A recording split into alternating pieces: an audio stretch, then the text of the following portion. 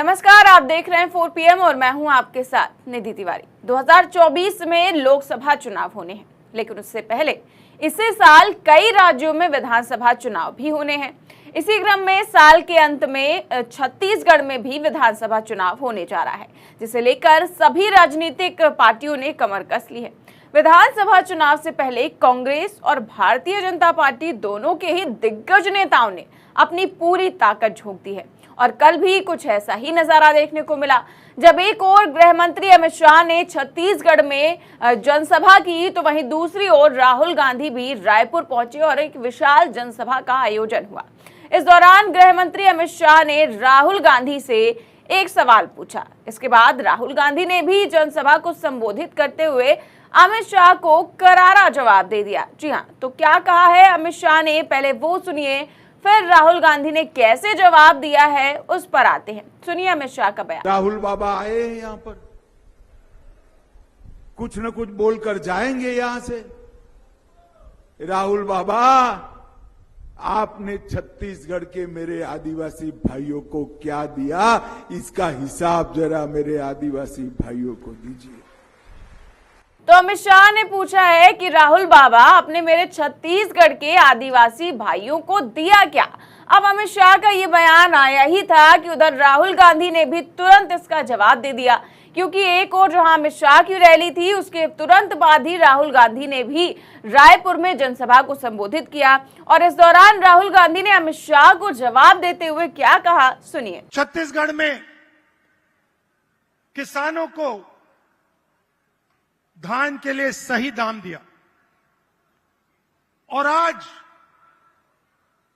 आप सारे प्रदेशों को देख लीजिए, लिस्ट निकालिए, सवाल पूछिए, धान के लिए सबसे ज्यादा पैसा कौन से स्टेट में मिलता है, जवाब मिलेगा छत्तीसगढ़, छत्तीसगढ़, छत्तीसगढ़।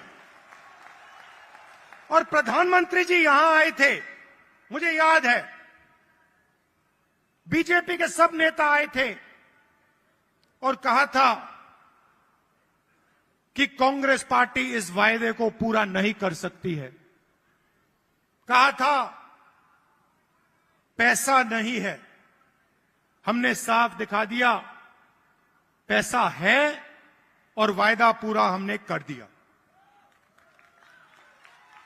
जहां भी हम जाते हैं, हम झूठे वायदे नहीं करते। 15 लाख रुपए का वायदा हम नहीं कर सकते। नरेंद्र मोदी जी ने कहा था काला धन वापस आएगा, 15 लाख रुपए बैंक अकाउंट में जाएंगे, उल्टा हजारों करोड़ रुपए हिंदुस्तान से बाहर जा रहा है। तो राहुल गांधी ने कहा कि हम झूठे वादे नहीं करते हैं, हम 15 लाख रुपए देने का वादा नहीं कर सकते, जो वादा करते हैं वो पूरा करते हैं। तो यहाँ पर राहुल गांधी ने पूरी तरह से जवाब दे दिया अमित शाह को और मोदी जी को 15 लाख रुपए याद भी दिला दिए, जिसका उन्होंने वादा किया था कि सभी के खाते में 15 लाख रुपए आएंगे। और उसको लेकर ही लगातार विपक्ष सरकार को घेरती रहती है कि 15 लाख रुपए कब आएंगे, कब आएंगे, लेकिन अभी तक उनका कुछ अता पता नहीं है। फिलहाल उधर अमित शाह ने सवाल किया और इधर राहुल गांधी ने तुरंत ही जवाब दे दिया कि हम झूठे वादे करते ही नहीं हैं। इसके अलावा भी राहुल गांधी ने अपनी जनसभा में भाजपा को आड़े हाथ दिया और काफी बहुत बड़े बड़े हमले बोले। क्या कुछ कहा है, सुनिए जरा। पूरे देश में ये नफरत फैला रहे हैं, आदिवासियों को नया नाम दे देंगे, एक धर्म को दूसरे धर्म से लड़ा देंगे, एक भाषा को दूसरी भाषा से लड़ा देंगे, एक जात को दूसरी जात से लड़ा देंगे। हमारा काम जोड़ने का है। जहां भी ये नफरत फैलाते हैं, चाहे वो मणिपुर हो, असम हो, कर्नाटक हो, जहां भी ये नफरत फैलाएंगे, कांग्रेस पार्टी के कार्यकर्ता वहां जाकर मोहब्बत फैलाएंगे। ये हमारा काम है, ये हमारी जिम्मेदारी है। आप देखिए, भारत जोड़ो यात्रा का यही लक्ष्य था। कन्याकुमारी से हम शुरू हुए, श्रीनगर तक गए,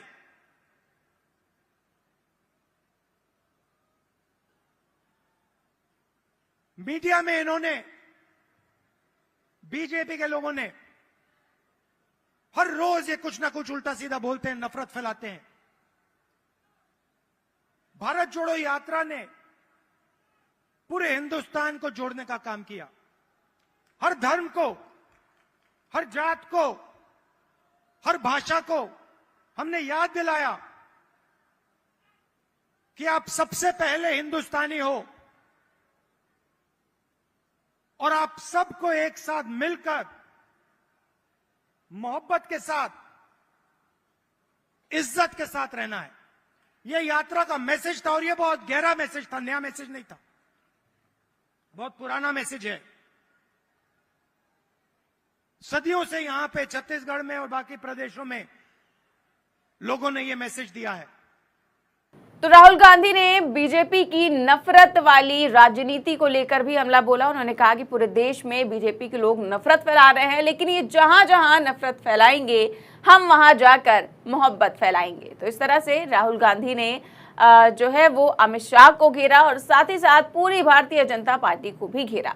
फिलहाल बात करें अगर छत्तीसगढ़ के चुनाव की, तो छत्तीसगढ़ में भाजपा का क्या हाल है ये तो बीते दिनों पहले सर्वे से ही पता चल गया था, जब एबीपी सी वोटर सर्वे किया गया था और सर्वे में ऐसे नतीजे सामने आए थे जिसने बीजेपी की नींद उड़ा दी थी। जी हां, इस सर्वे में सबसे ज्यादा सीटें मिलती दिख रही थी भूपेश बघेल को और दोबारा से कांग्रेस की सरकार बनती हुई नजर आ रही थी। जी हां, दरअसल छत्तीसगढ़ में कुल 90 विधानसभा सीटें हैं। सरकार बनाने के लिए छत्तीसगढ़ में 46 सीटों पर जीत हासिल करनी होगी और इस सर्वे के रिजल्ट में कांग्रेस को 48 से 54 सीटें मिलती दिख रही थी। तो कांग्रेस ने जादुई आंकड़ा भी पार कर लिया। ऐसे में कांग्रेस बाजी मारती हुई नजर आ रही थी, तो वहीं बीजेपी जो है वो मुंह के बल गिरती हुई नजर आ रही थी। आपको याद होगा बीते दिनों मध्य प्रदेश में भी एबीपी सी वोटर सर्वे किया गया था, जिसमें साफ तौर पर कांग्रेस की सरकार बनती हुई नजर आ रही थी और अब लग रहा है कि छत्तीसगढ़ में भी बीजेपी का सुपड़ा साफ होने जा रहा है। ऐसा मैं नहीं कह रही, बल्कि छत्तीसगढ़ का पहला ओपिनियन पोल कह रहा है, जो हमने आपको कुछ दिनों पहले ही दिखाया था। अब कर्नाटक में आपको याद होगा कि कैसे बीजेपी पोल, ओपिनियन पोल सभी में हार गई थी और उसके बाद असल नतीजों में भी हारी थी। तो क्या अब ऐसा ही छत्तीसगढ़ में भी होने वाला है? फिलहाल तो सियासी दलों के बीच घमासान मचा ही हुआ है। जैसा कि आपने देखा, कल राहुल गांधी और अमित शाह और चुनावी सरगर्मी के बीच राष्ट्रीय स्तर के नेताओं के दौरे का सिलसिला भी लगातार जारी है। भाजपा, कांग्रेस सहित अन्य दलों ने भी चुनाव के लिए पूरी तैयारी कर ली है। अब भाजपा ने तो अपने 21 उम्मीदवारों के नाम का ऐलान पहले ही कर दिया है और दूसरी सूची भी जल्द जारी करने वाली है। तो वहीं कांग्रेस भी अपने पहली सूची के उम्मीदवारों का नाम लगभग तय कर चुकी है और अब हाई कमान की मुहर का इंतजार है। तो इस तरह से दोनों ही पार्टियां कमर कस चुकी हैं, लेकिन चुनावी सर्वे में पूरी तरह से कांग्रेस आगे निकलती हुई दिखाई दे रही है। तो वहीं जिस तरह से अमित शाह ने बयान दिया, उस पर राहुल गांधी ने जो जवाब दिया, आपकी इस पर क्या राय है हमें कमेंट बॉक्स में जरूर बताएं। देश और दुनिया की तमाम बड़ी खबरें जानने के लिए देखते रहिए 4PM न्यूज नेटवर्क। नमस्कार।